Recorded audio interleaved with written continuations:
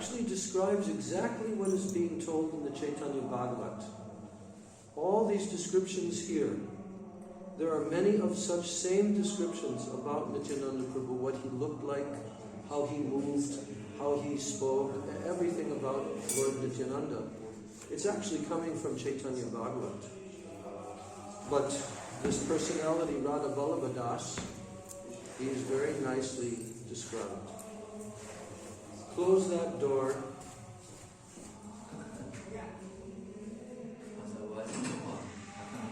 We're inviting. By you leaving the door open, we were inviting the mosquitoes to increase. Okay. So here's the translation of this song. Sri Nitai Chandra. Wait, go live first.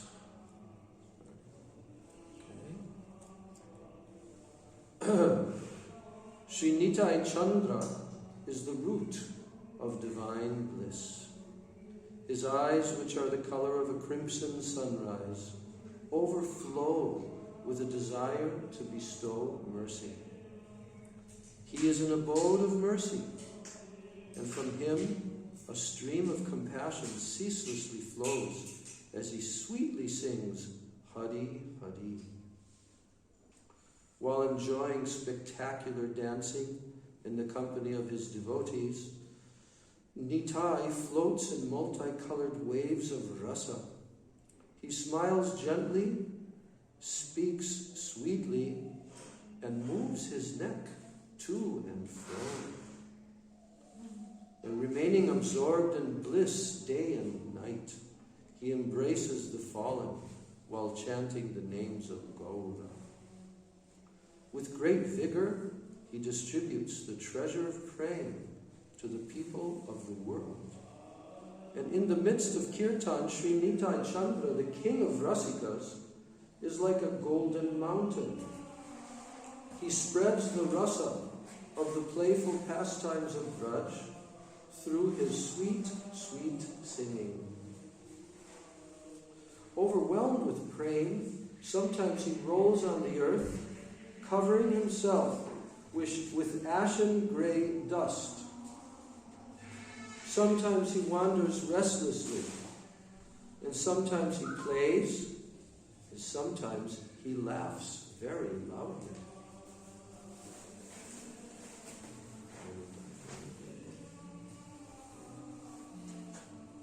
And sometimes he perspires, sometimes he laments, sometimes he experiences horripilation, and sometimes he stammers. Sometimes he leaps long distances, and sometimes he jumps high into the air, and sometimes he heaves deep sighs. He is the ocean of mercy, the friend of all, and the full moon dissipating the darkness of ignorance in the age of Kali. By removing the cataracts of illusion from the eyes of the residents of this world, Sri Nitai has fulfilled their desires. By bestowing praise, he has delivered the blind, the fallen, the destitute, and the wicked. The whole world has been delivered. Only this Radha Vallabha Das has been deprived. Shri Nitai Chanda Ki Jai. Want to hand me the cartons? Cartons? Yeah. Okay. So we're going to sing this song, Ananda Kanda Nitai Chanda Aruna Nayana Karuna Chanda. No?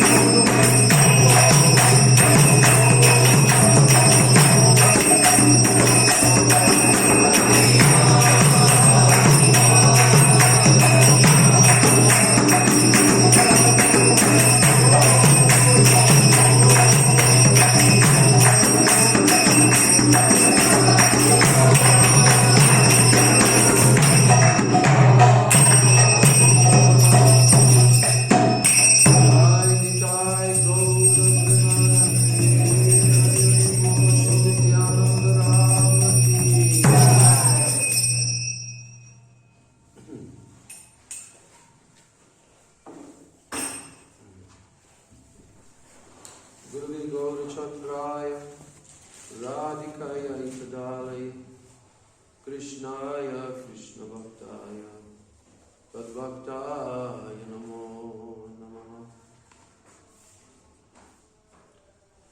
Jnanatimirandasya Jnananjana Shalakaya Chakshurun Militam Yena Tasmai Shri Gurave Namaha.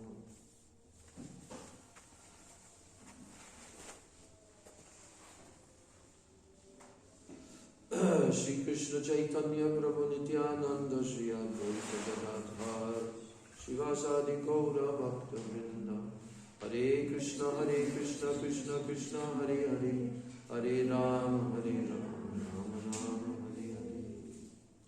My Dandavat pranams at the lotus feet of my most beloved Gurudev Nityānanda Pravishno Vishnupad Paramahansa Statarasata Sri Srila A.C.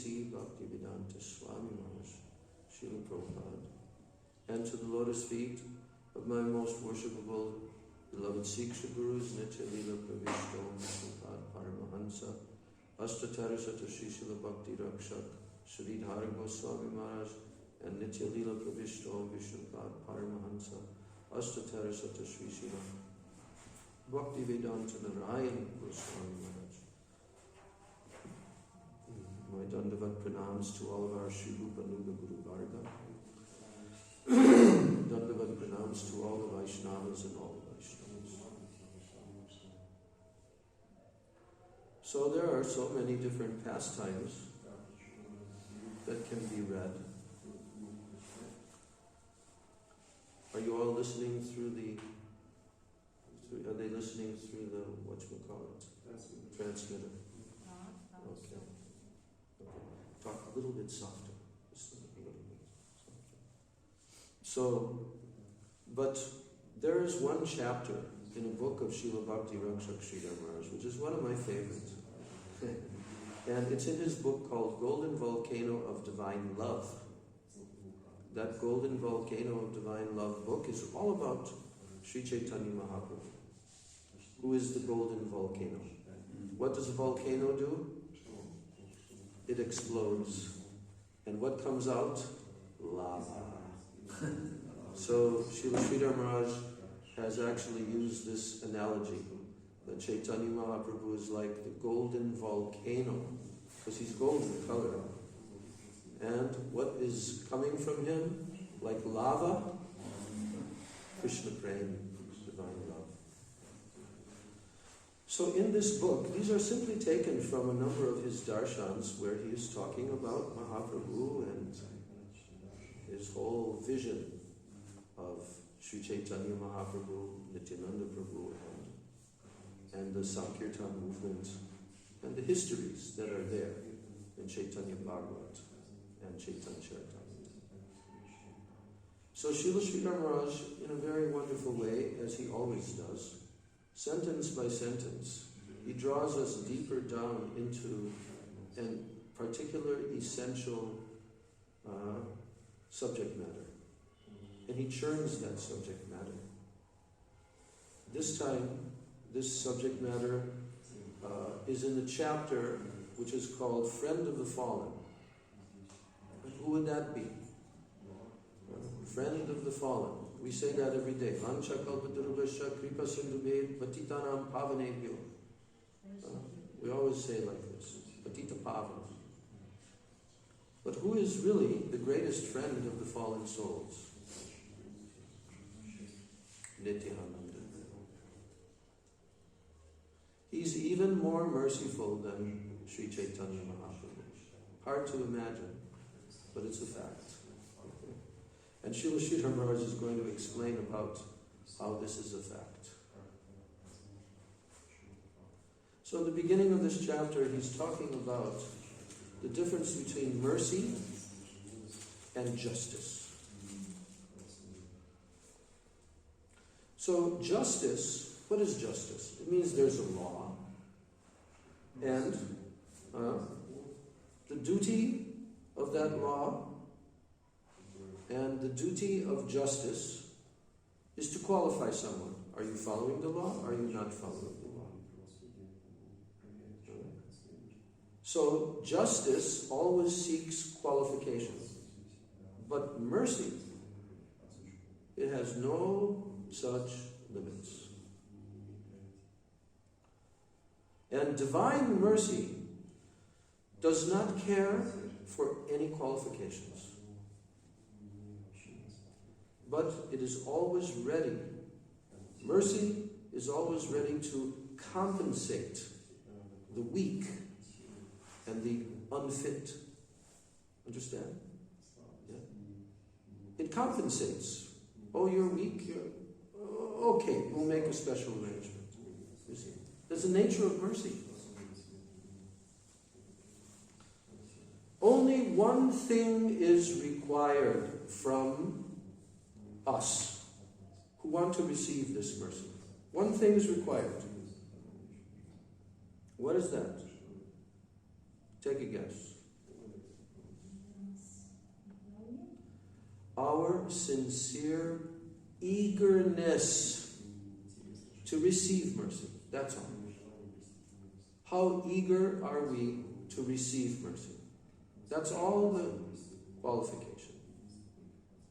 So Srila Maharaj is quoting the shloka from Ramananda Samvad about Krishna Bhakti Rasa.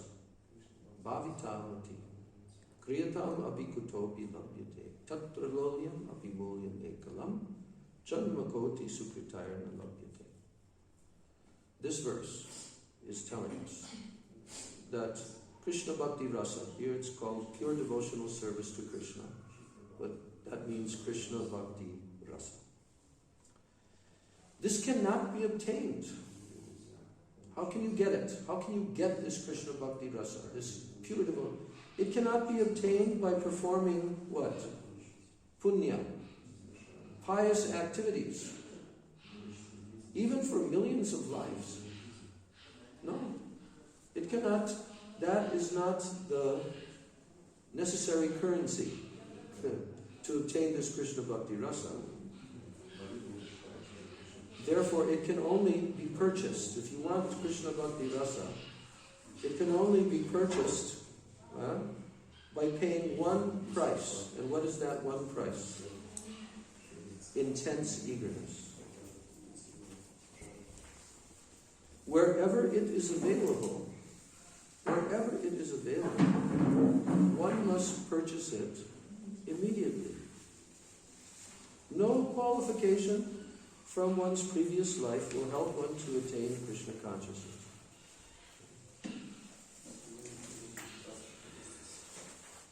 Only eagerness and faith, they are important. So Srila Sridhar Maharaj is talking about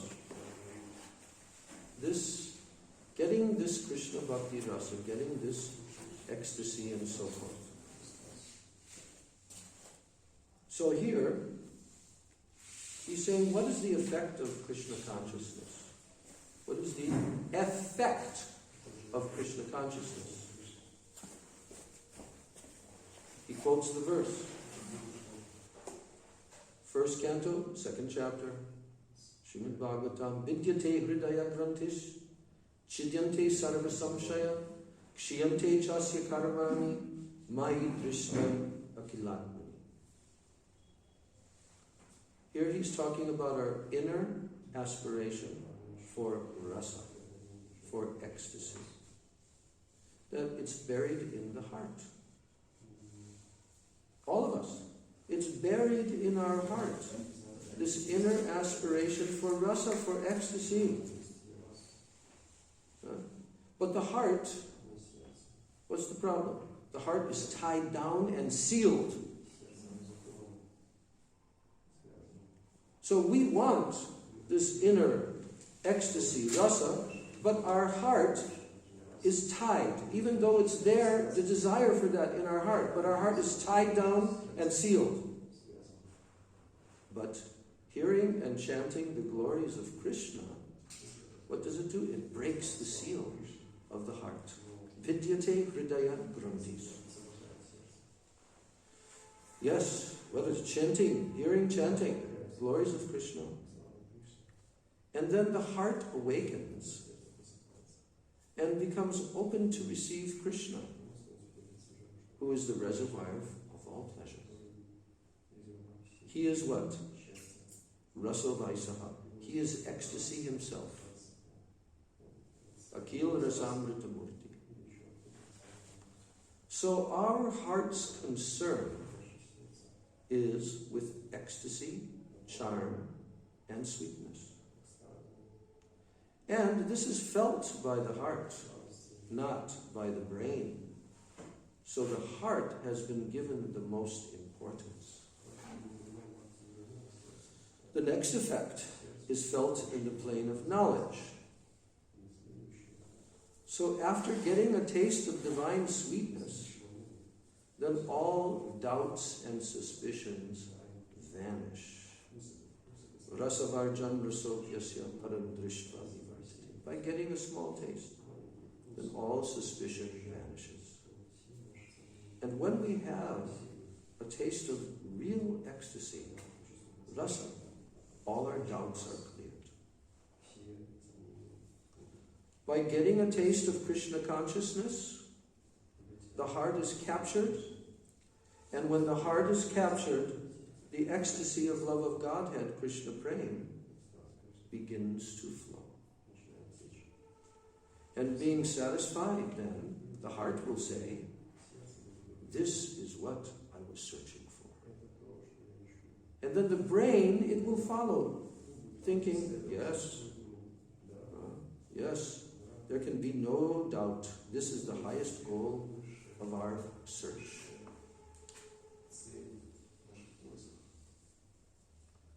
Yes. It is, Srila Sridhar Maharaj's wording and his style of presentation is very exacting. One thought next to the next, to the next, to the next. Extremely exacting and logical. So he says that yes, the brain will follow when the heart gets this taste. And will say, yes, there can be no doubt. This is the highest goal of our search. Dissolve everything else. The heart will say, I have attained prem, divine love. This is the highest thing. Stop all works from now on. This is the heart will say this. Stop all other works from now on. And then karma will close all of its workshops. No more karma. Vidyate hridayagrantas chidyante sarva samshaya kshiyante chasya karmani. Karma will close all of its workshops. Done. Finished forever. Yes. So after coming in contact, in touch with Krishna consciousness, the first result is that the heart awakens. And when the heart is captured, the brain approves, and our karma, which is energizing in the wrong direction, it stops. Krishna consciousness is the real wealth of the heart. It is the nature of divine mercy. Now talking about mercy again. Coming back to this point. It is the nature of divine mercy to extend itself without caring for any law. The only consideration is our eagerness to accept it. So mercy is offered in this way. In this way, mercy is offered. How? Do you want this? If we simply agree, yes, it is wonderful, it is tasteful. If you just simply agree, that's all. It is being offered. Do you want this? Yes, it is wonderful, it is most tasteful. If we simply agree, then we can have it. That's all. Deal is done. So if our prayer is genuine, then nothing else is required. It is a simple transaction. If we want it, we will get it. Krishna consciousness is most simple. Whether one is fit or unfit is unimportant. Anyone who simply wants it may have it. You like that? Yeah. But then, and what of those who don't want this divine gift? What of those who don't want this divine gift?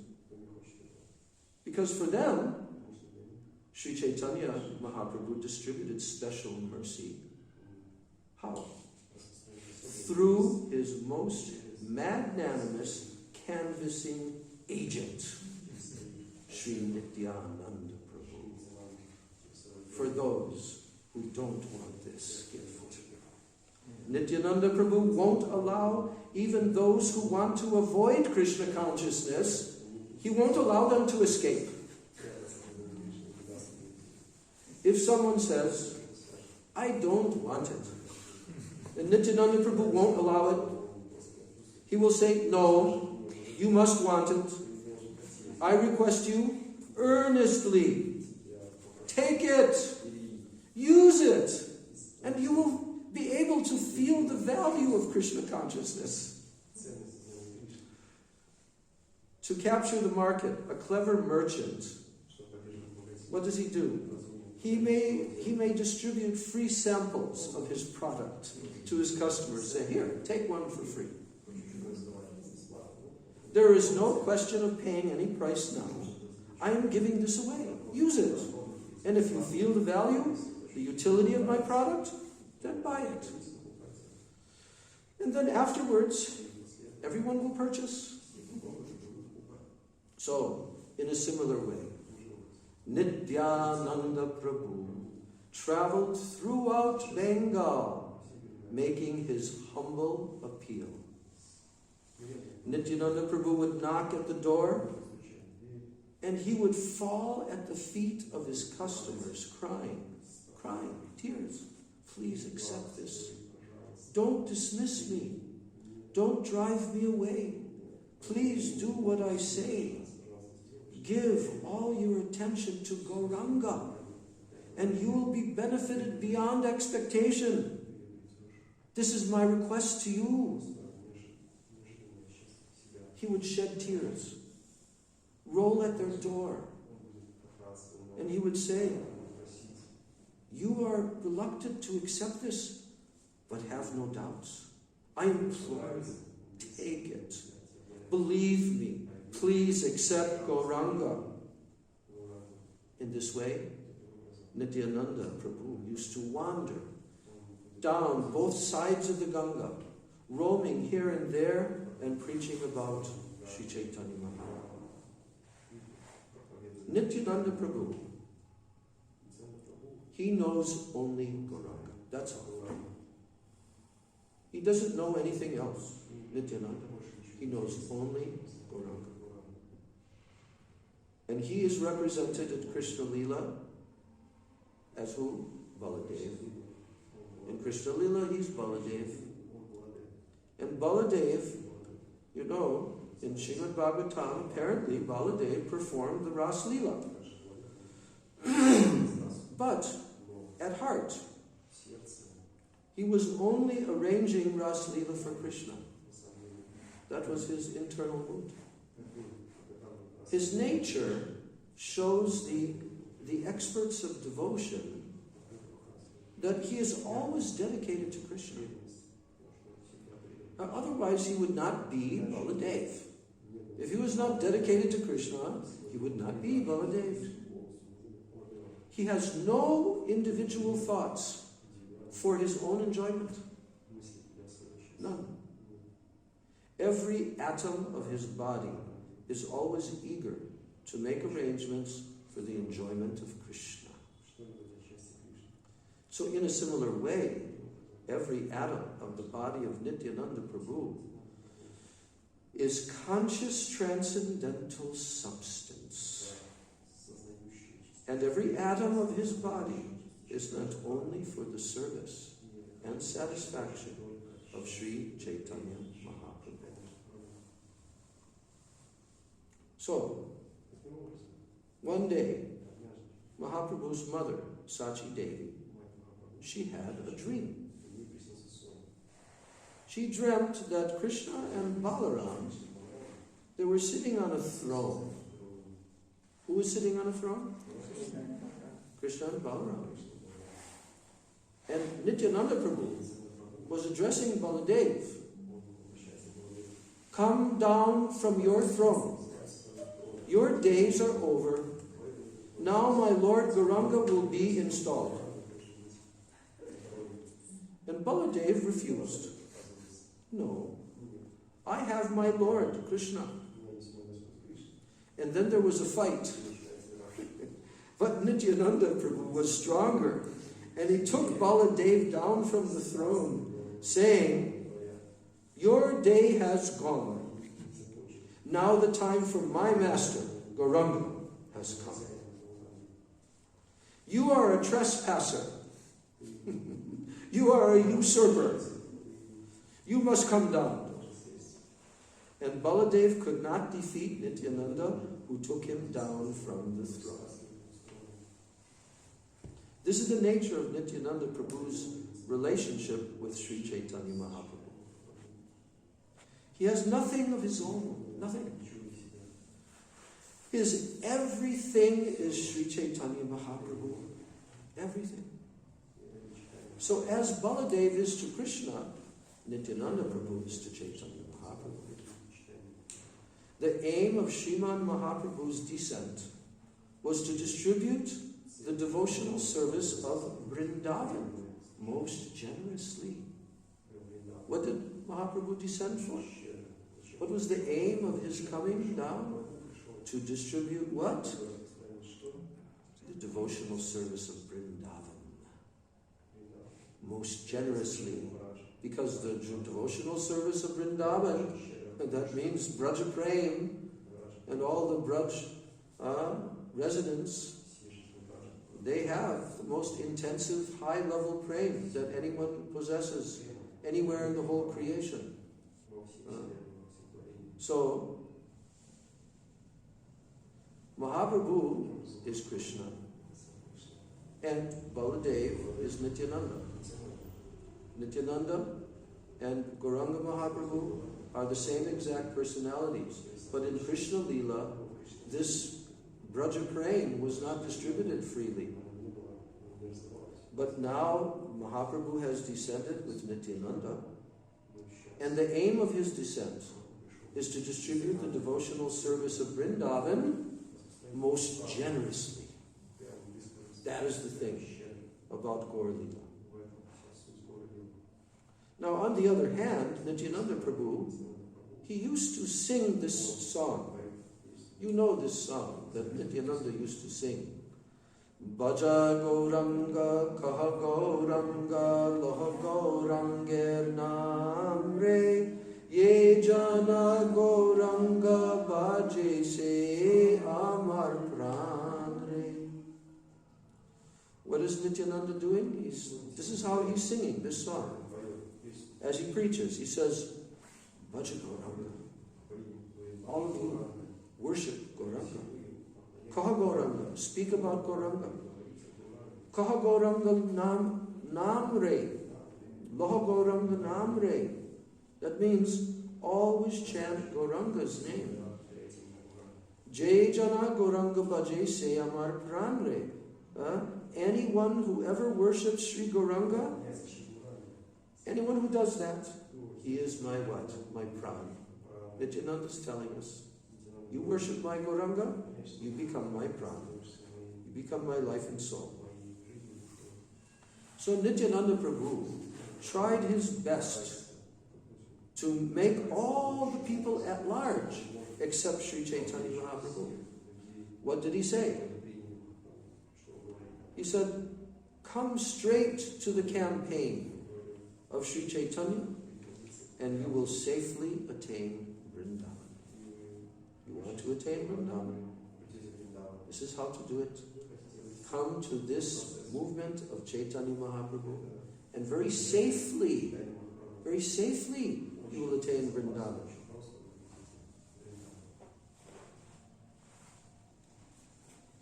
So of course, Navadvip, the abode of Sri Chaitanya Mahaprabhu, it is no less valuable than Vrindavan, the abode of Krishna. The same rasa which is found in Vrindavan, it is present in another feature in Navadvip.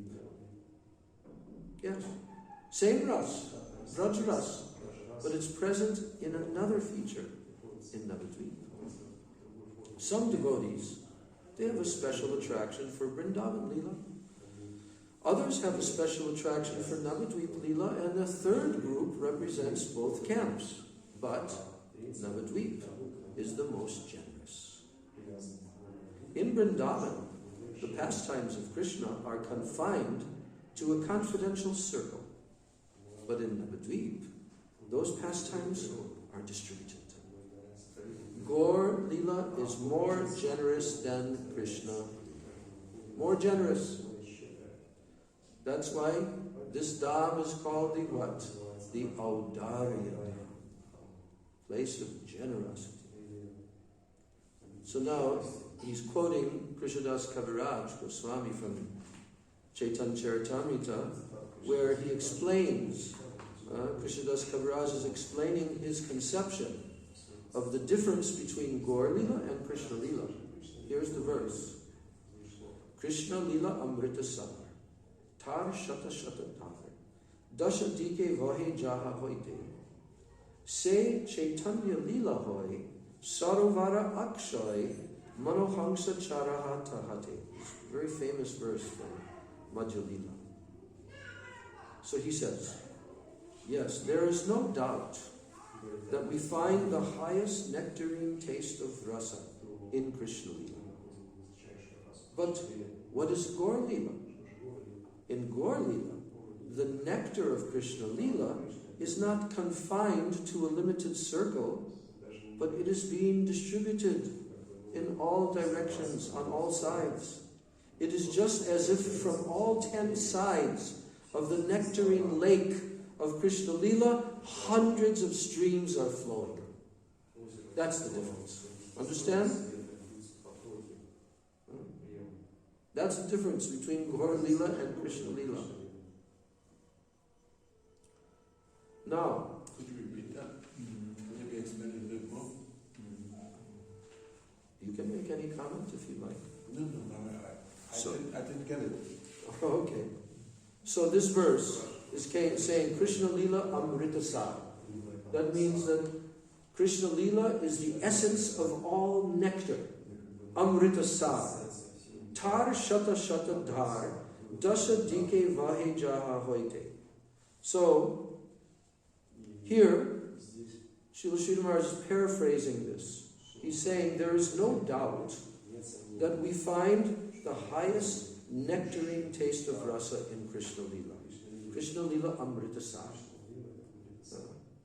But in comparison with Krishna Leela, what is Gaur Leela? Se Chaitanya Leela Hoy Sarovara Akshay Manohangsa Charaha Tahate. He's not telling the literal translation, because this is talking about how the mind can be like a swan on this lake, Sarovara Akshay of Chaitanya Leela. He's summarizing and he's saying, Gaur Leela in comparison with Krishna Leela. So Gaur Leela, the nectar of Krishna Leela is not confined to a limited circle. In other words, in Krishna Leela, it's confined. Is it? How is it confined? To a limited circle in Krishna Leela. It's not available to everyone. Huh? It's not available to everyone. Yeah, it's not available to everyone. To very few, actually, who have very, very high qualifications, just like we hear that in the, in the pastimes of Krishna, different gopis took birth from previous lives, and also different categories and different groups, and they appeared in Krishna Leela. Each and every group of those gopis were highly qualified from previous lives. But do we hear about that in Chaitanya Leela? Never. No. So here's the thing. In Gaur Leela, the nectar of Krishna Leela is not confined to a limited circle, but it is being distributed on all sides, because this is saying Dasha Dike Vahe Jaha Vaite. Dasha Dike means all 10 directions. So that nectar of Krishna Leela, Amrita Sar, it is like being distributed in all 10 directions by what? Tar Shata Shata Dar. That means by hundreds and hundreds of different streams. So this is the main thing. Yes. So our highest aspiration, now he goes directly to the point. What is this Amrita Sar of Krishna Lila? Our highest aspiration is to achieve the service of Srimati Radharani. There it is. But in the beginning, we must approach Sri Nityānanda Prabhu through his manifest representation, the Guru. Nityānanda Prabhu consolidates the foundation, which helps us progress further in devotion. Quick progress without a good foundation, it invites a negative reaction. So the mercy of Nityānanda Prabhu is our primary necessity. This approach culminates in the service of Srimati Radharani. Nityayer Karuna Habe, Braje Radha Krishna Habe. So this approach, he's saying that to approach Nityānanda Prabhu in the beginning, it is required to approach his manifest representation of Sri Guru. And then Nityānanda, who is the Akhanda Guru Tattva, he consolidates this foundation, which helps us to progress further. So if we try to go too quickly, quick progress without a good foundation, it invites a negative reaction. So the mercy of Nityānanda Prabhu is our primary necessity. And this approach, it culminates. What is the final culmination? Service of Srimati Radharani. That's why Narottam Das Thakur has prayed. Nityayer Karuna Habe, Braje Radha Krishna Pabe. If one attains the Karuna of Nitai, the service, the mercy of Nityananda Prabhu, then you attain Radha and Krishna in Braja. That's the connection. So, to be reinstated as a servant of the servant to the extreme degree, this is the philosophy of Gaudiya Vaishnavism. To attain that reinstatement as servant of servant of servant of servant. And to the supreme degree, this is the philosophy of Gaudiya Vaishnavism. Our goal is not to become one with Krishna, to receive service. We want to render service. So he's talking about how the absolute truth, Krishna,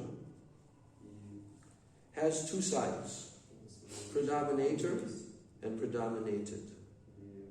Predominator is Krishna. So this is called moiety in English language.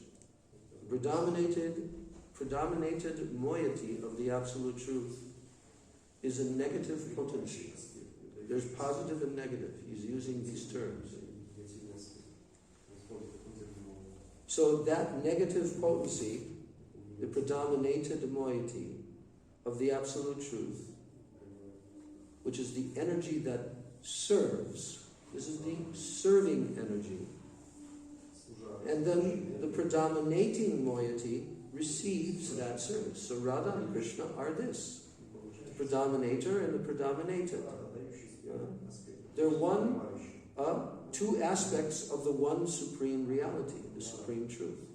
One is the servant, the other is the receiver of the service. Of course, we know in the philosophy of Rasa Tattva that Shri Krishna, he derives the greatest pleasure by serving Srimati Radhika. No higher pleasure is Krishna can attain than this. But from the angle of Shakti Mator Abheda, that there's abhed, there's no difference between the energy and the energetic. But at the same time, in Rasa Tattva, there's so much difference. Now, our best interest will be reached when, according to our constitutional nature, we attain our position in the line of servitors, in the negative, predominated moiety. Not by considering ourselves one with the positive, predominating moiety.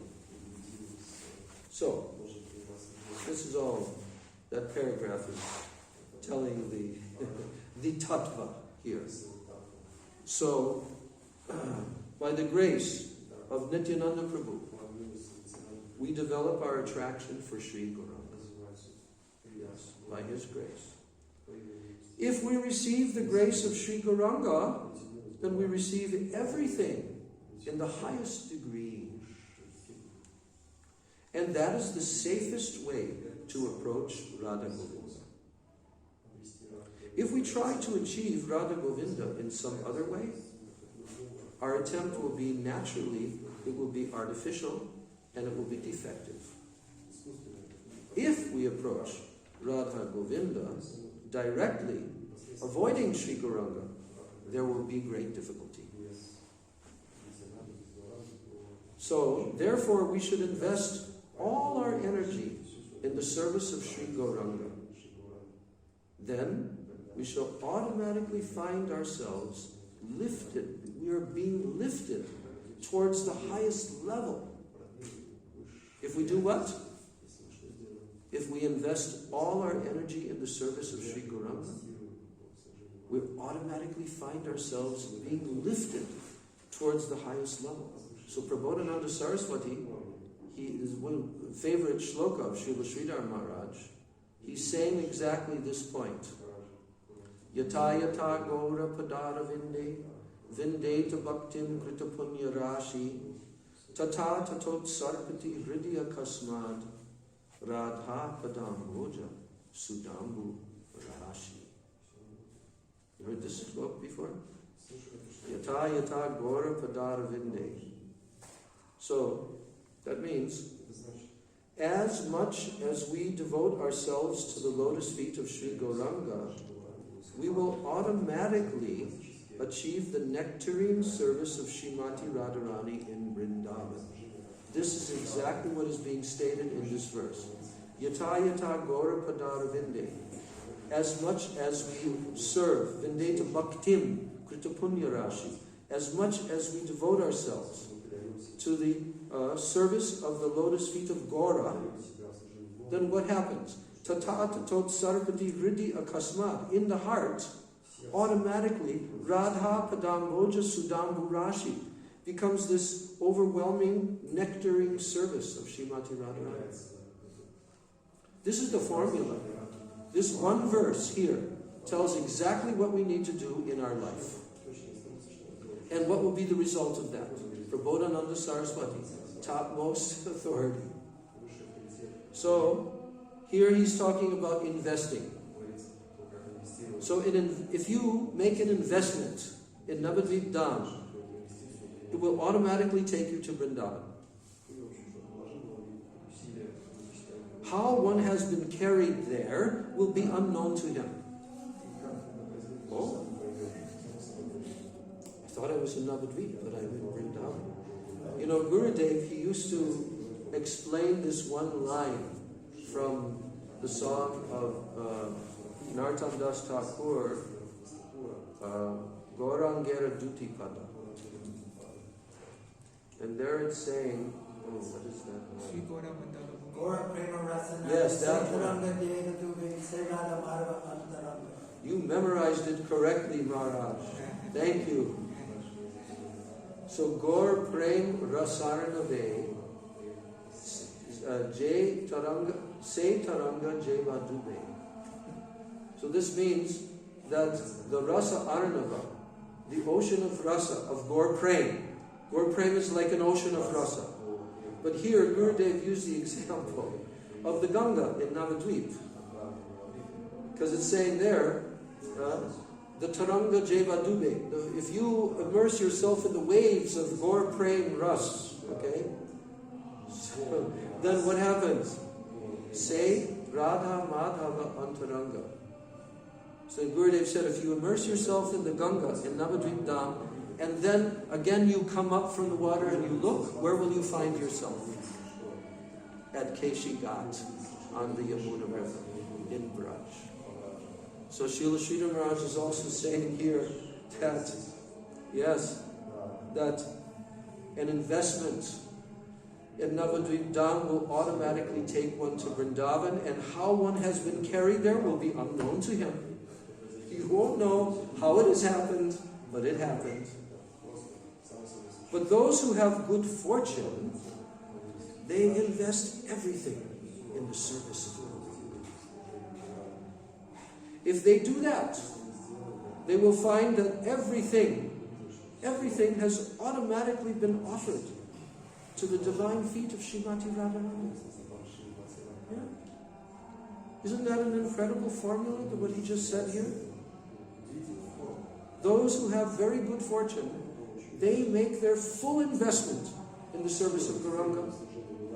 And if they do that, they will find that everything has automatically been offered to the divine feet of Srimati Radharani. And she will accept them in her confidential service. And she will give them engagement, saying, oh, this is what Radharani will say.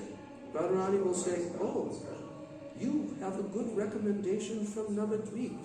I immediately appoint you to this service. So we're in the right place, at the right time. So Srimati Radharani, she is introduced in the form of Gauranga, with the added element of magnanimity. Gauranga is Radha. Gauranga is, yes, we know he's Krishna, but really, he's Radha. And along with all the moods and everything of Radha is this added element called magnanimity. No selfish sensualism can enter our consideration of the pastimes of Sri Gauranga. For there he appears as a sannyasi and a devotee. So what does that mean? That means that Gauranga Nagaris, they are completely wrong, 100,000% wrong. Because they try to say that Mahaprabhu also has his side as being the enjoyer, like Krishna. But that never happens in the pastimes of Gauranga Mahaprabhu. And even though he's Krishna and Gadadhar is Radha, their relationship is completely 100% internal, never outwardly. No external sensualism is ever exhibited in Gaur Lila. But these Gauranga Nagaris try to say that Krishna is a Nagara, like Yasomati Nandana Brajavara Nagara, that he's a lover and he's having dalliances with so many young girls and gopis. Never in Mahaprabhu, in Gauranga Lila. So, of course, if we are to analyze Sri Chaitanya Mahaprabhu, we shall find Krishna in the garb of Radharani. That's who Mahaprabhu is. He's Krishna wearing the dress of Radharani. And according to the impersonal philosophers, they say that when impersonal philosophers say that when negative and positive combine, they become oneness, non-differentiated oneness. Negative, positive, one. But Vaishnava philosophy says that when both positive and negative aspects of Godhead are combined, personality is never lost. It is not lost. Personality is there. Rather, in the garb of the negative, the positive is converted Who's the positive? Krishna. And he's in the garb of the negative, Radha. So, in the garb of the negative, the positive is converted and he begins searching for himself in the mood of the highest searcher. So this was the mood of Mahaprabhu every step of the way, especially after he began outwardly manifesting when he returned from Gaya. Always searching, where's Krishna, where's Krishna? And more intensified the entire time. Until his departure from this world. So, according to Vaishnavism, when positive and negative combine, they do not create equilibrium. Rather, their dynamic character is always maintained. It's always maintained. Positive and negative. So the combination of Radha and Govinda, that combination of Radha and Govinda is Sri Gauranga. And by the grace of Nityānanda Prabhu, we may be attracted to Sri Gauranga. By his grace, we may be attracted to Sri Gauranga. Now, what about Nityananda's mercy? What about his mercy? Nityānanda Prabhu's mercy sometimes exceeds the mercy of Sri Chaitanya Mahaprabhu. It's even greater. That's hard to imagine, but it's a fact. So because it may create... So Mahaprabhu, he has a very sensitive situation. That because he's Mahaprabhu. So because it may create a bad precedent. So sometimes Mahaprabhu cannot accept certain fallen souls. That is there. He has to consider their status, and he has to also consider other things. Nityananda's mercy, however, it does not care for any unfavorable circumstances at all. His mercy is very lavish. And you know, here he's telling that his mercy is almost blind. Like he can't even see. He's blind. He does not discriminate between different degrees of sinners. There's so many different levels of sinners. He doesn't discriminate. His mercy is all-embracing. And Sri Chaitanya Mahaprabhu, guess what? He cannot dismiss the recommendation of Nityananda. He cannot dismiss it. Even those who Sri Chaitanya Mahaprabhu rejected, Nityananda Prabhu sheltered. And gradually Mahaprabhu had to accept them. So the grace of Nityananda is the greatest. His grace is the greatest, both in magnitude and in circumference. You try to measure it, it's unlimited. So, that is our solace. We're looking for solace. We're looking for some way, somehow or other, despite our disqualifications, we have to get this grace, this mercy. So Nityananda's grace is our solace, because by his mercy, even the most fallen souls can attain the Supreme. And one time, Sri Chaitanya Mahaprabhu, he told his followers. Now, Srila Sridhar is telling a little pastime. Once Mahaprabhu told his followers, even if Nityananda Prabhu, if he is found with a fallen girl of the lowest kind, drinking wine in a wine shop, still you should know that he is above all these things. Although you may find him apparently engaged in lower activities, he is never implicated. He may appear connected with so many fallen activities, but you should know that he is always revered by the creator of the universe, Lord Brahma, and all other exalted devotees. That is his position. Always revered by them. Nityānanda Prabhu's mercy is so powerful, and this is Mahaprabhu is telling this to his associates, that if one simply takes a piece of his kopin, his loincloth, just a little piece of that cloth, and he wears it respectfully on his body, he will be saved from all the disturbances of these mundane senses. That's how powerful Nityānanda is. Therefore we pray, may my mind always stick to his holy feet. I offer my obeisances to Sri Nityānanda.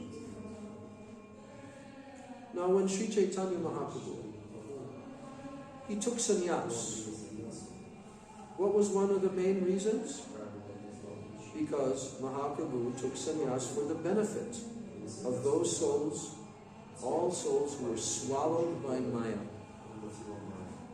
And then he ran and he chased after the fallen souls to deliver them from illusion by giving them the holy name of Krishna. And Nityānanda Prabhu, like his shadow, he ran after him wherever he went. He fully surrendered and he identified himself with Mahaprabhu's cause. So we must bow down to Nityānanda Prabhu. And Sri Chaitanya Mahaprabhu was merged in tasting the sweetness of Radha and Govinda Lila. We're talking about how Mahaprabhu was always immersed in this way. And he was diving deep into that reality. However, at the same time, he wanted to deliver all the souls whose hearts had not been devoured by the false notions of renunciation and exploitation. So he ordered Nityānanda Prabhu. This is when Mahaprabhu was in Puri, and he was no longer going to be leaving Puri. So then he ordered Nityānanda Prabhu, because he wanted to deliver all the fallen souls. But now he's diving deep in Radha Govinda Lila, and he's not going to be going out to try to capture them anymore. So then he ordered Nityānanda Prabhu, go to Bengal and try to deliver them. Give them divine love for Radha and Krishna. That's what he ordered to Nityānanda. So he ordered Nityānanda Prabhu to distribute divine love for Radha Govinda, but instead, Nityānanda began to preach about Sri Gauranga. Because Nityānanda thought that it will be better for them to worship Gauranga. And that will help free them from their offenses in their present condition. And by doing so, they will automatically achieve a position in Radha Govinda Lila. So this is why Nityānanda Prabhu began preaching about Gauranga. He was ordered to preach the name of Krishna, but instead he began to preach the name of Gauranga. So for our welfare, we bow down to Nityānanda Prabhu with all of our humility. And we pray to Nityānanda, O Nityānanda Prabhu, O Guru Dev, please give me a drop of firm faith in Sri Gauranga, who is Radha Govinda combined, tasting the sweetness of the divine nectar of the pastimes of Vrindavan. O Nityānanda Prabhu, give me a drop of faith so that one day I may attain divine love and enter into that domain. That's how we should pray. Nityānanda, and Nityānanda is also Guru, Akhanda Guru Tattva. So pray to Guru and Nityānanda Prabhu in this way. If we neglect Nityānanda Prabhu and we neglect Sri Chaitanya Mahaprabhu, then our aspiration to serve Radha Govinda, it will be simply a dream, an abstract imagination without reality. Nityānanda Prabhu is the refuge of all fallen souls. He is the most generous-hearted aspect of Guru Tattva. We must bow down our head to him. We must accept his holy feet and surrender to him. And then Srila Sridhar Maharaj is talking about, like one paragraph, he's talking about how Nityānanda Prabhu, in the spiritual realm of Vaikuntha, he's represented as Sankarshan. And Sankarshan is the Supreme Lord, who is considered to be the foundation of everything that is in existence. Foundation of everything that exists. All possible existence is maintained by his energy, Sankarshan. Nityānanda Prabhu is the original Baladev, the personality of Godhead. And therefore we should view the pastimes of Nityānanda Prabhu with full consciousness of his dignified position. Although Nityānanda Prabhu used to roam about here and there, rolling in the dust with tears in his eyes, saying, "Take the name of Gauranga, and I will be sold to you."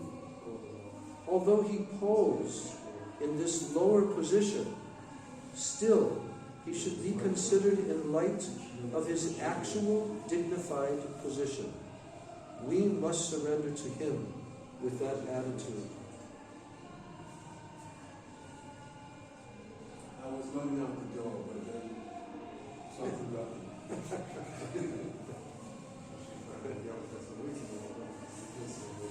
So Balaram is represented in different parts of the spiritual world, in different aspects. He came here as Nityānanda Prabhu with Sri Chaitanya Mahaprabhu. The truth about Nityānanda Prabhu has been exhaustively explained in Chaitanya Charitamrita and Chaitanya Bhagavata. And there, he is described as enjoying his life and relishing his pastimes with his own younger brother. To that Nityānanda we must bow our heads. Who's that younger brother? Nimai. Yes. Sri Krishna Prem, divine love, it is an inconceivable substance which is very pleasing and ecstatic.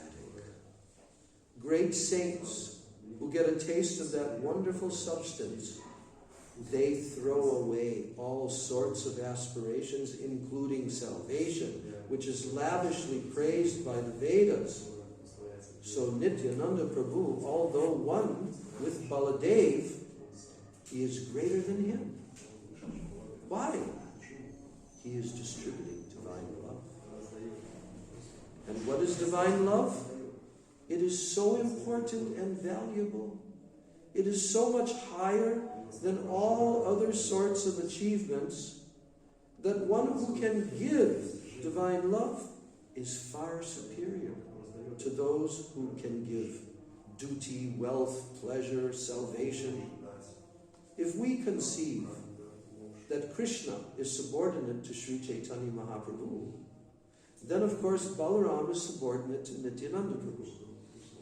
In all other respects, the two of them are similar. But when magnanimity is added to Balaram, he becomes Nityānanda Prabhu. Nityānanda Prabhu ki. So first, the position of divine love, it must be established first. The great saints, they discard salvation and all other things after they get a slight scent of divine love. And once the position of divine love is established, then we can understand that a person, one who can give it, he must necessarily be superior to the givers of all other things. So Nityānanda Balaram is superior to Karandakshay Vishnu, the super soul of the collective universes. Nityānanda Balaram is superior to Garbhodakshay Vishnu, the super soul of this universe. He's superior to Trayodaśī Vishnu, the super soul of all living beings. And that Balaram has come here as Nityānanda Prabhu. Not with majesty, with grandeur or power, but he's come in a human form to distribute divine love. And he is the giver of Gauranga. His greatness is proved by this fact. We can understand this by further examining the different aspects of his life, step by step. So Nityānanda Prabhu, he was born in Ekachakra, and there he passed his early life. His parents, his friends, and neighbors, they were filled with ecstatic joy, being pleased with his sweet infant pastimes. From his birth, he was a pleasure to the whole atmosphere of Ekachakra. And in this joyous atmosphere, he passed his childhood years. One day, while Nityānanda was still young, a sannyasi came to his home and begged him from his parents. The sannyasi was roaming about to different holy places, and he prayed for Nityānanda as his alms. He took him in his company, and Nityānanda Prabhu wandered about almost all the holy places following that sannyasi. It is said that the sannyasi was Madhavendra Puri. So we've got a few different, but Srila Sridhar Maharaj says, and I take his statement as superior to anyone else's, unless Bhaktisiddhanta Saraswati has said something different. But he's saying, see, no one is directly saying definitely this, but it is said that the sannyasi was Madhavendra Puri. So then one day, from within, feeling ecstasy in his heart, Nityānanda Prabhu could understand that Sri Gauranga had begun his pastimes of Sankirtan in Navadvip. And with that inspiration, he came to Navadvip Dham. Now that day, Mahaprabhu told his followers, I had a dream that an extraordinarily great man in a chariot marked with the palm tree flag of Balaram came to my door. And he said, where is the house of Nimai Pandit? Twice, thrice, 4 times, again and again, he keeps saying, where is the house of Nimai Pandit? And then Mahaprabhu continued, that great personage must have come last night to Navadvip. So try to search him out. They searched, and they searched. They could not find him anywhere. And then Mahaprabhu told them, let me try. He took them straight to the home of Nandanacharya. From Yopit, all the way down to Nandanacharya's.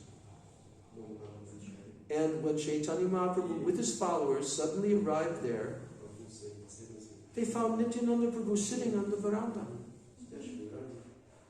And after seeing, this is the first time, and after seeing Sri Chaitanya Mahaprabhu, Nityānanda Prabhu stared intently at him for some time. He became absorbed in him, and he fainted. In this way, in one day, he became the most intimate associate of Srimad Mahaprabhu. So, when he was ordered by Sri Chaitanya Mahaprabhu to give Krishna consciousness to everyone, he began to distribute Gauranga consciousness, divine love of Sri Gauranga. That Nityānanda Prabhu is the savior of all fallen souls, without any discrimination of the degree of their fallenness. So we bow down to his holy feet. Once, Sri Chaitanya Mahaprabhu had a secret talk with Nityānanda Prabhu in Jagannath Puri. So when Nityānanda Prabhu went to Bengal and he married, some persons say that Mahaprabhu asked him to marry. It is our opinion that because the so-called high-class people were so much surcharged with vanity, Nityānanda Prabhu was asked to approach the masses. And because he was ordered to mix with them very familiarly for his preaching purposes, it was found necessary for him to marry. Otherwise, if he were to have mixed with very familiarly with family men, then accusations may have been leveled at his standard of renunciation. And to further that purpose, he married. He had to adopt that policy, and he had to accept that attitude. And he may have been told to do so by Sri Chaitanya Mahaprabhu. He may have. It was not his own decision. Of course, marrying or not marrying was nothing to him. And how he came in contact with his eternal consort, Janava Devi, that is described in the Bhakti Ratnakara. It appears that when he was preaching all around Bengal, he preached at the house of Janava Devi's father, Suryadas Pandit, the brother of Gauridas Pandit, who was already a follower of Gaur Nityānanda. We just went there. We went there in our parikrama. Remember? Ambikakalna. That's where Nityānanda Prabhu was married. We went to the very place. So he preached at the house of Janava Devi's father, Suryadas Pandit, the brother of Gauridas Pandit, who was already a follower of Gaur Nityānanda. So Suryadas gave him intimate help in his propaganda work, as his house was a good base. And Suryadas, who had 2 daughters, he offered Nityānanda Prabhu his daughter in marriage. And ultimately, Srila Nityānanda Prabhu and Srimati Janava Devi, they are eternally associated. And although their marriage apparently took place out of necessity, it was actually part of their eternal lila. Now, of course, some so-called sannyasis take advantage of this to give up their vows of celibacy and marry. You understand? In other words, some so-called sannyasis, they may say, oh, but we've heard that Nityānanda Prabhu, he gave up his sannyas, his renunciation to marry. No. Srila Sridhar Maharaj is saying that they give the marriage of Nityānanda as an excuse, but it is not a proven fact that Nityānanda Prabhu was a sannyasi. No, it is not proven anywhere that he had taken the sannyas ashram. Of course, he was a renunciate. Everybody looked at him as such, but not that he was officially a sannyasi. So, actually the name Nityānanda, it is a brahmachari name. It is a brahmachari name in the Shankar Sampradaya. So Ananda is a suffix added to the name of a brahmachari. Ananda, Swarup, Prakash, and Chaitanya even. They are different types of brahmachari names. So the name Ananda is also found in the sannyas order of life, but we find no sannyasi title mentioned for Nityānanda Prabhu. There is also no mention anywhere of a sannyas guru for Nityānanda Prabhu, although we know that his Diksha guru was Madhavendra Puri, the guru of Advaita Prabhu and Ishwara Puri. Nityānanda Prabhu is known as an Avaduta.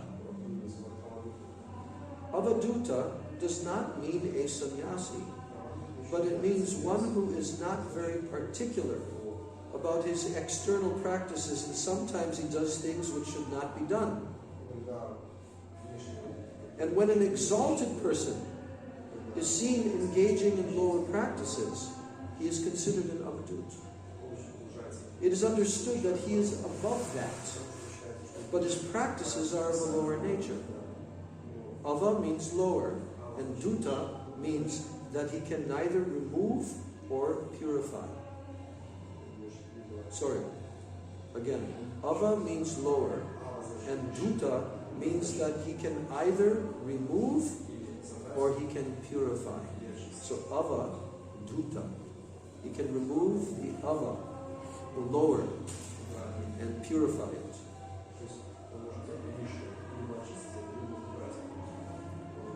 Nityānanda Prabhu broke the single staff, the sannyas staff, the ekadanda, into 3 parts. Who's ekadanda? Mahaprabhu. And that indicates that when taking sannyas, the renounced order of life, we should accept not 1, but 3 dandas, which symbolize the dedication of body, mind, and words in the service of the Lord. And Srila Bhaktisiddhanta Saraswati Thakur Prabhupada was also inspired by this action of Nityananda Prabhu's to give Tridanda sannyas to his followers, in contrast to Ekadanda, which was formerly current in Bengal.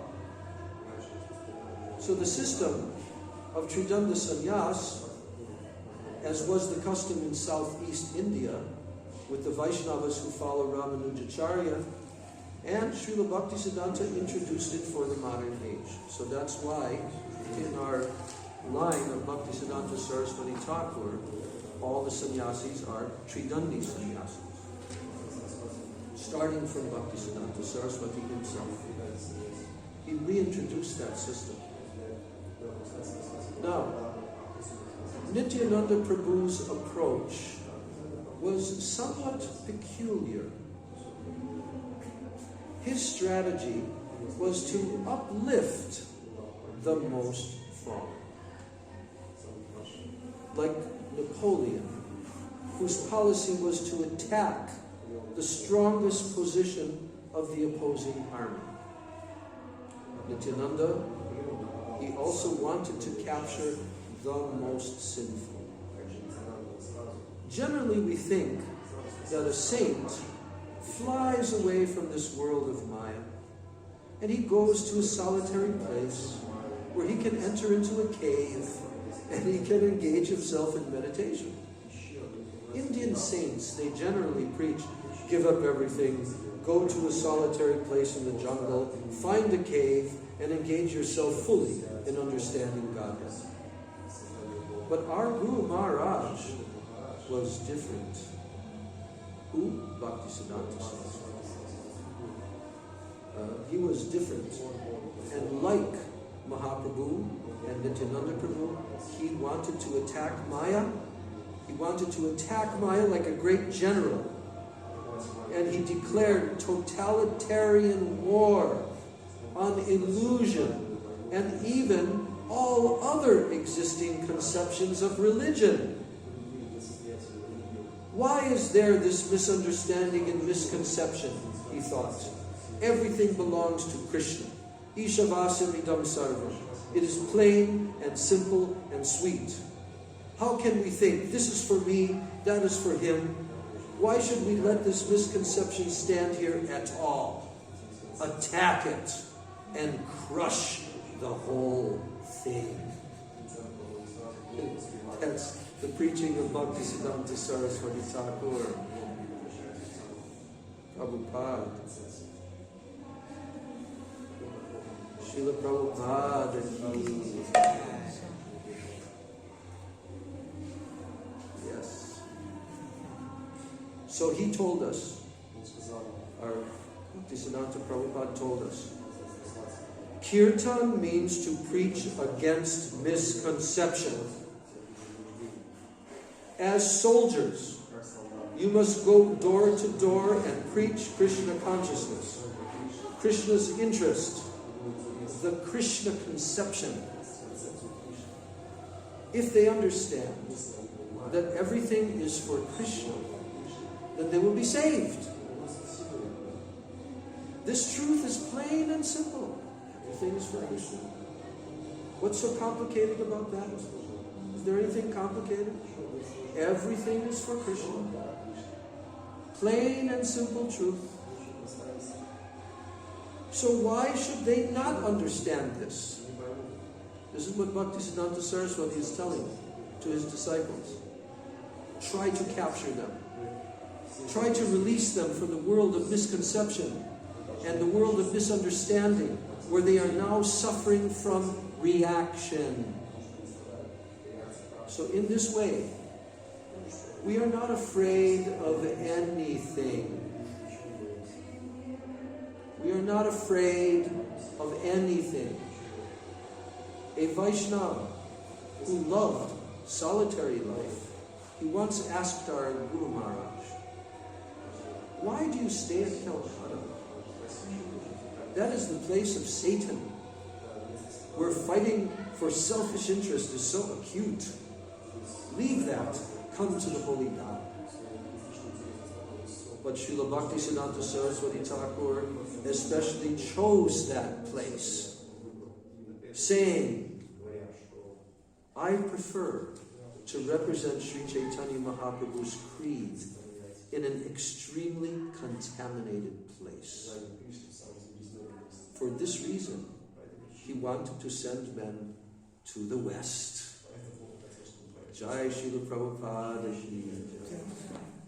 Because he preferred to do what? To represent Sri Chaitanya Mahaprabhu's creed in an extremely contaminated place, and you can't find such extremely contaminated places unless you go there, to the West.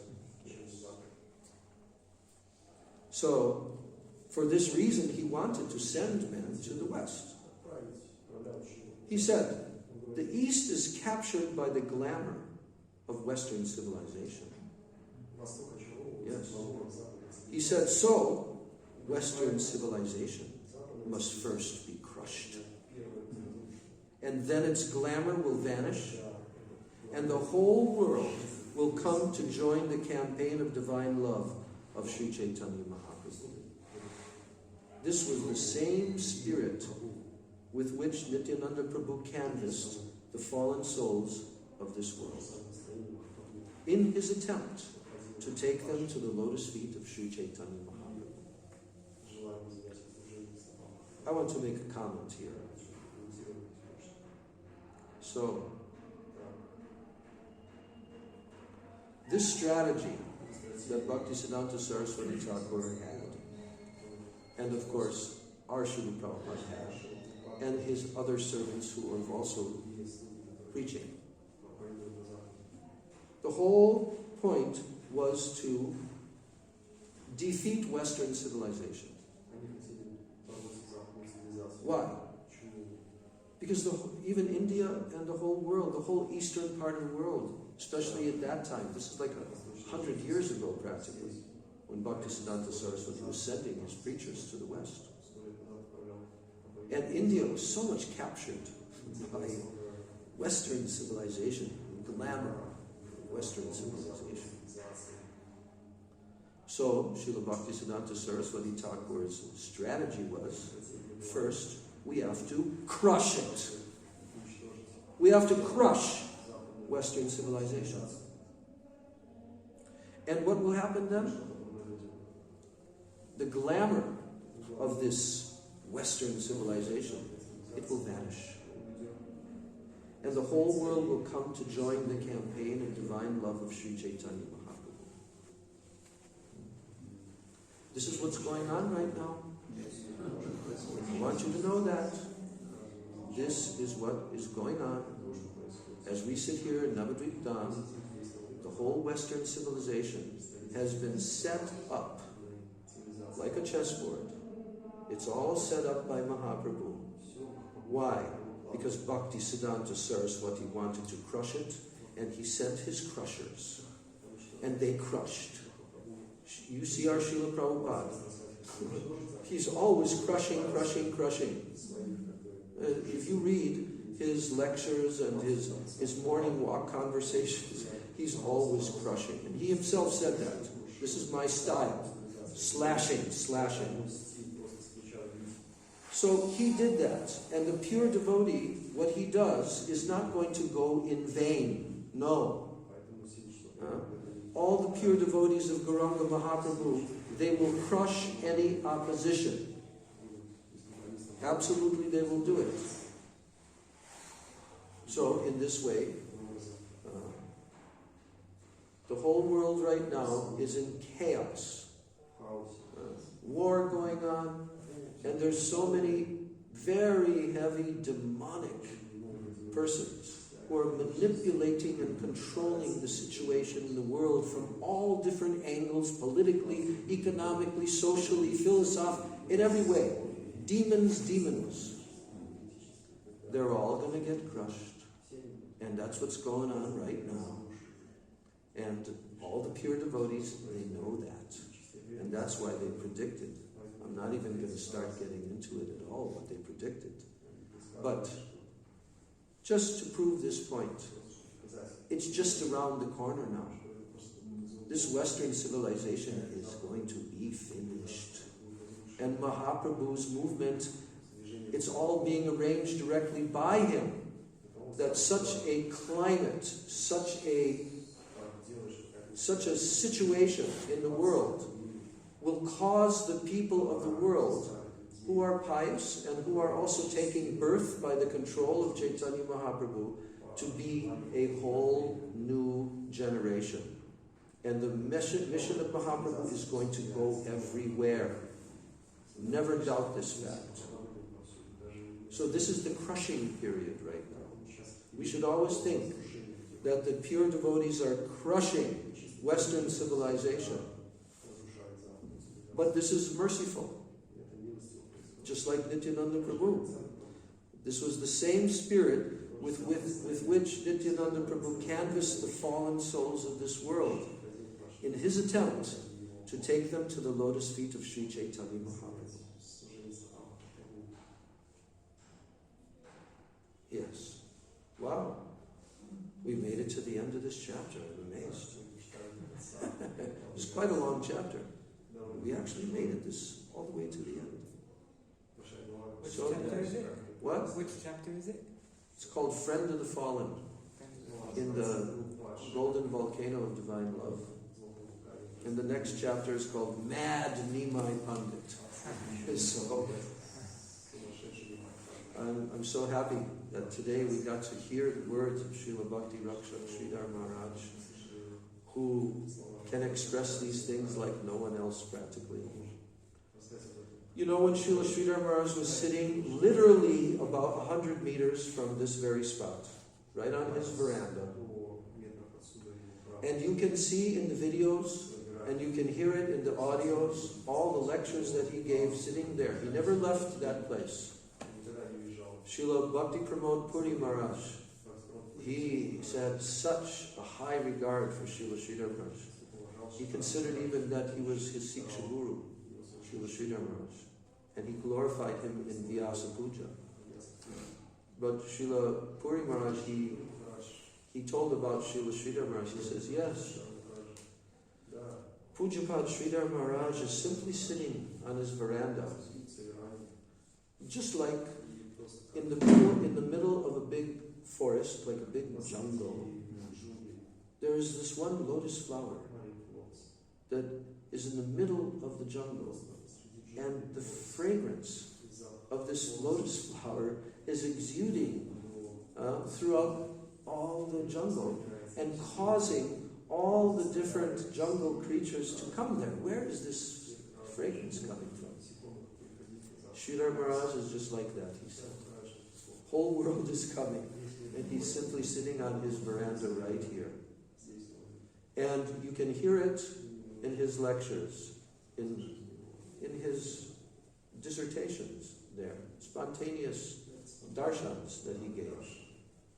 And he's expressing for a few minutes a particular point, and then he leans back and he says, Nitai Gauranga, Nitai Gauranga, Nitai Gauranga.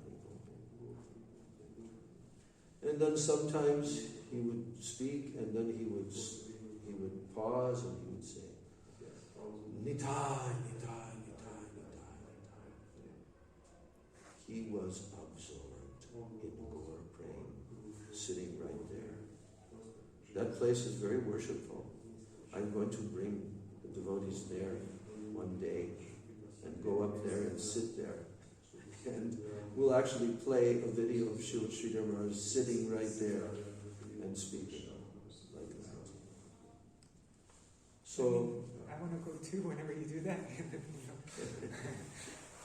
So in this way, on this holy appearance day of Sri Nityānanda Prabhu,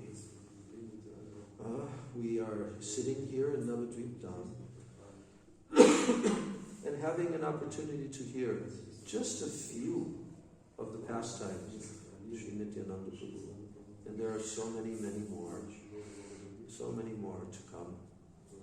And so we will have to continue our dissertations on Sri Nityānanda Prabhu's glories for a couple of days.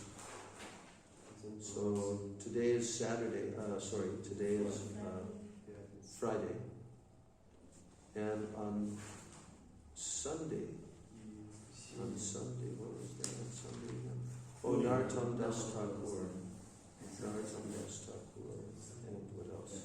Oh, Chaitanya Mahaprabhu's. It says on our calendar, Madhukar, on the calendar that you gave to me on my phone, it says that that's the Sannyas Day. Yeah, but I didn't see that that's Padmanabha Prabhu's calendar. Yeah. But it didn't say that in the GVP calendar. Right.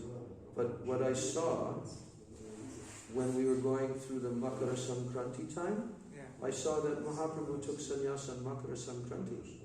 Yeah. So what's the... We don't know. I don't know. We don't know. Okay. All right, so tomorrow there's one program we've been hearing about, in Mayapur. Ashram Maharaj told us this afternoon that he's going to speak there at 12 noon tomorrow at that program. And he's going to really lay it all out, he told. Because there was not much time this morning. So this other sannyasi, Raghava Maharaj, he has a new place. I haven't gone to it yet, but he told me about it like a month or so ago. And he has the top floor. No, it was like a couple of months ago already. He has the rooftop of one of those apartment buildings, and he set that whole rooftop up to facilitate programs and everything with like canopy, over the top. So that's where it's taking place tomorrow. I don't have the exact address, but we can find out. And I'm thinking to go there for that program tomorrow. So we will find out and I will crash the party. Only as a listener. Because I want to hear more Nitai Katha. And Ashram Maharaj will be the speaker. So, they'll have prasadam there. Big feast they'll have there. So, I suppose that any devotees that want to also go can go for that program. I think that in order to be there for the program, probably there will be speakers starting probably around 11ish or something. But the time slot that Ashram Maharaj has been given is from 12 o'clock noon. So probably leave here at about 10 in the morning and go there. Are you interested to go? No. Okay. Oh yeah. Because once I go once, then I have to Yeah. go every time, and I don't want to make that commitment.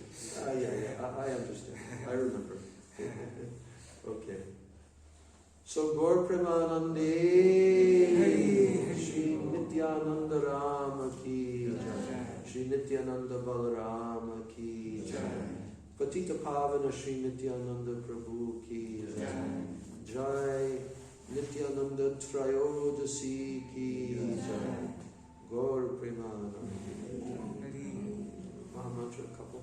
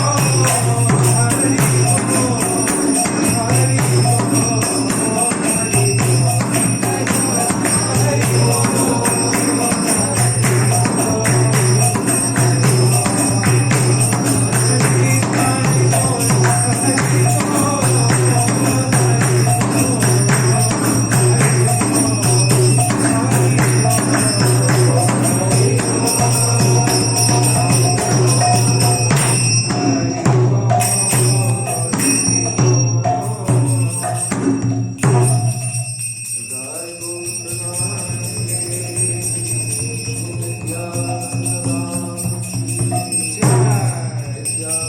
Balaram Sachidananda Gaura Hari Samaveta Bhakta Vrinda Sai Gopi